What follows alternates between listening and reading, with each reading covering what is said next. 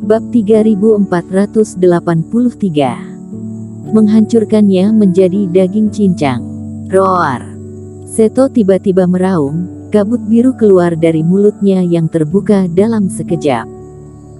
Kabut ini seperti panah tajam, seolah semua energi yang terkumpul di tubuhnya tersebar. Dalam sekejap, energi ini meledak dan menenggelamkan Erik Kin.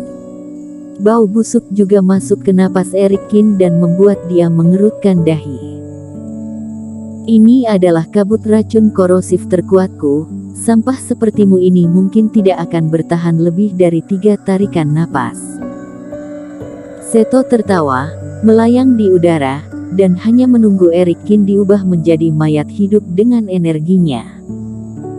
Namun, yang membuat Seto tertegun adalah Erik Kin melompat dan terbang keluar dari kabut dengan baik-baik saja.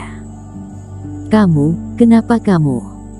Hanya racun seperti itu, masih punya muka untuk menyebutnya teknik terhebat.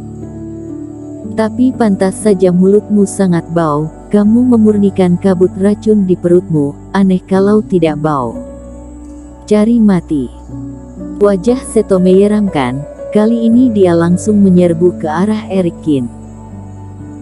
Menurutnya, Erik Kin tidak mungkin baik-baik saja, seharusnya sudah terkena racun, hanya saja Erik Kin sengaja menekannya untuk menunda waktu. Namun pada saat Seto menyerbu, sosok Erik Kin tiba-tiba menghilang dan membuatnya gagal meraihnya. Sebaliknya, muncul sebuah sosok dari ruang di sekitar. Apa benda-benda ini? Seto bingung.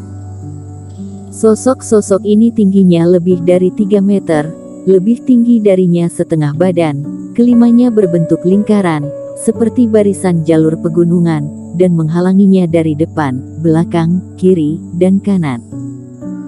Masing-masing diperkuat dengan tulang besi dan matanya penuh dengan cahaya batu mutiara. Yang paling penting adalah semua puppet ini memancarkan energi fase penilaian 1 penurunan. Bang! Tepat ketika Seto tertegun, kelima puppet itu menyerang.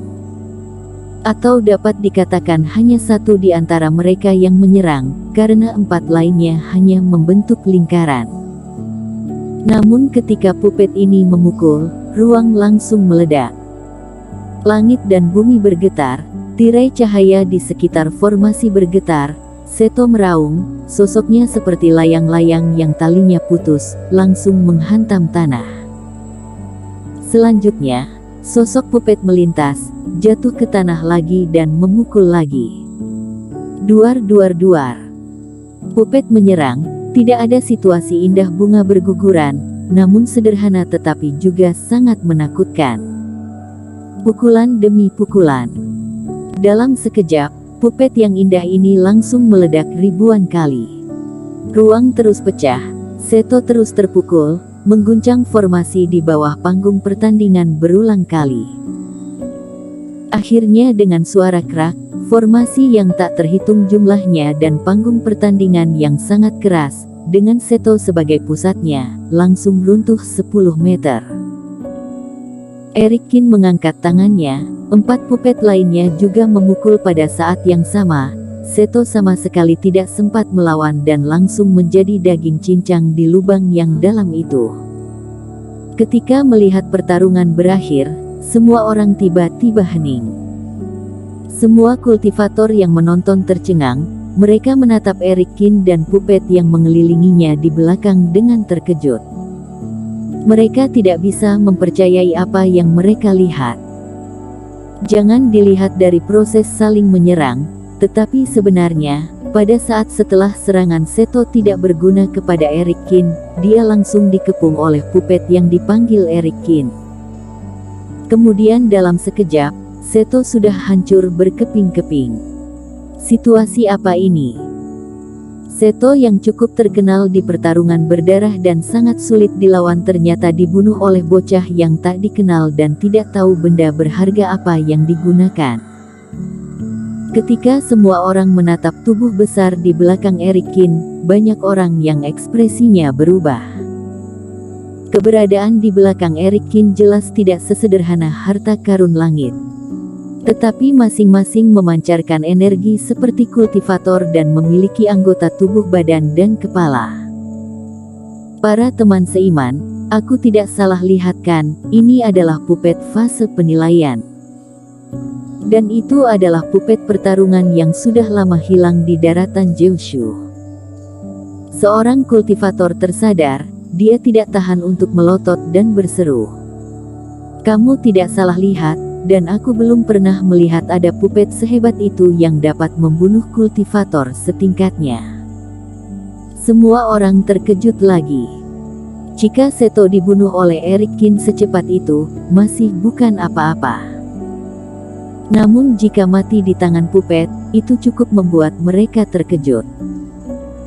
Lagi pula, di daratan Jeushu, meskipun ada pupet, namun di mata banyak orang itu hanya pembantu, mirip dengan pelayan yang bodoh. Di daratan dunia dewa, pupet sudah sangat jarang, apalagi di daratan Jeushu. Mungkin dalam fase keilahian pembagian jiwa masih ada yang bertarung menggunakan pupet. Namun di atas fase transendensi sudah tidak ada yang seperti itu. Seperti kemarin, di Fangxi, Eric Kin bertemu dengan orang seperti si kumis, pupet fase penilaian yang dijual hanya memiliki beberapa kekuatan pertahanan, dapat menggantikan kultivator melakukan beberapa tugas seperti jaga rumah. Seperti pupet yang dapat membunuh fase penilaian tahap awal, bahkan jika 10-50 juga tidak bisa melakukannya. Di dunia ini, ternyata ada pupet sehebat itu. Jika dapat membunuh Seto dengan mudah, maka dalam kultivator fase penilaian 1 penurunan, ada banyak kultivator yang bukan lawan pupet-pupet ini. Penemuan ini membuat orang-orang di tempat terkejut dan tiba-tiba berisik. Terlalu tak terduga. Awalnya Eric Kin menyebut dirinya sebagai Dewa Pedang Jeushu, membuat semua orang berpikir bahwa Eric Kin hanya ingin menarik perhatian orang. Namun begitu pupet yang hebat itu dikeluarkan, banyak orang terkejut. Kultivator yang datang untuk menonton pertarungan, banyak dari mereka yang mengagumi pertarungan. Pupet Eric Kin begitu hebat, siapa yang tidak tergerak dan tidak terkejut. Namun, hal baru yang ditemukan semua orang masih belum berakhir. Para teman seiman, apa kalian lihat, di dahi pupet ini ada pola khusus yang bersinar. Seseorang yang matanya tajam tiba-tiba menemukan bahwa pupet di belakang Eric Kin, masing-masing ada pola cahaya yang bersinar di dahinya. Aku meneliti pada zaman kuno secara khusus, itu bukan pola cahaya, aku mengenalinya sebagai tulisan gong. Apakah itu Paviliun Tiangong? Tapi bukankah sekte itu sudah lama punah? Sekarang hanya legenda. Apakah benar-benar ada pupet tingkat atas yang tersisa? Penemuan ini juga membawa pikiran para kultivator ke Paviliun Tiangong, yang sekali lagi memicu diskusi panas para kultivator. Mungkinkah Eric Kin beruntung dan menemukan beberapa pupet Paviliun Tiangong di suatu tempat?